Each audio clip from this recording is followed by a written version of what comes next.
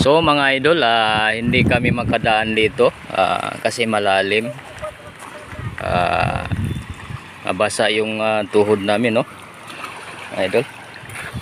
So habang papunta kami sa sitio Siahod, so magre-reading po kami. So hindi kapatid natin, alhamdulillah, may mga bangka siya. So syempre dadaan tayo dito, malalim mga idol.